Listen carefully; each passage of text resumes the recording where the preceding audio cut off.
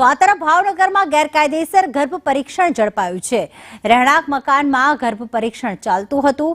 વગર ડિગ્રીએ ભાડાના મકાનમાં તેઓ પરીક્ષણ કરતા હતા। મહિલા ડોક્ટર સામે આરોગ્ય વિભાગે કાર્યવાહી કરી છે। કૃષ્ણા કામોઠી અધેવાડા નજીક ક્લિનિક ચલાવતી હતી અને આ રીતે ભાડે ઘર રાખીને ગેરકાયદેસર ગર્ભ પરીક્ષણ કરતી હતી। જિલ્લા પંચાયતના આરોગ્ય વિભાગે તેની સામે કાર્યવાહી કરી છે। લોકો પાસેથી 15,000 જેટલા રૂપિયા વસૂલતા હતા।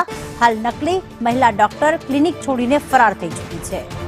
મયુર અમારી સાથે જોડાઈ ગયા છે। મયુર, કઈ રીતે બાતમી મળી હતી આરોગ્ય વિભાગની કે આ રીતે ગેરકાયદેસર રીતે આ ભાડાના મકાનમાં ગર્ભ પરીક્ષણ થઈ રહ્યું છે? શું વિગતો સામે આવી છે? કેટલા સમયથી આ પ્રકારે ચાલતું હતું? જી પ્રીતિ, ચોક્કસથી વાત કરીએ તો ભાવનગર શહેરના તરસમિયા રોડ ઉપર આવેલ શિવસાગર 2 જે નામની સોસાયટી છે તેમાં ગેરકાયદેસર ગર્ભ પરીક્ષણ થતું હતું। તેને જિલ્લા પંચાયતની જે આરોગ્ય વિભાગની ટીમ છે તેને ઝડપી પાડ્યું હતું।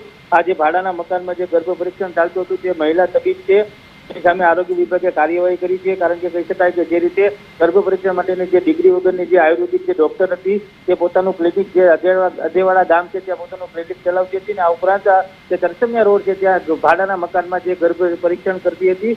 જે મહિલાઓ હતી તે મહિલાઓ પાસેથી 15,000 રૂપિયા જેટલા ગર્ભ પરીક્ષણ માટેની તે વસૂલતી હતી। ત્યારે કહી શકાય કે જે રીતે જિલ્લા પંચાયતના આરોગ્ય વિભાગને જે બાતમી મળી હતી ને બાતમીના આધારે જિલ્લા પંચાયતના આરોગ્ય વિભાગે છટકું ગોઠવ્યું હતું અને મહિલા તબીબને જે ગેરકાયદેસર રીતે ગર્ભ પરીક્ષણ થતું હતું તેને ઝડપી પાડ્યું હતું।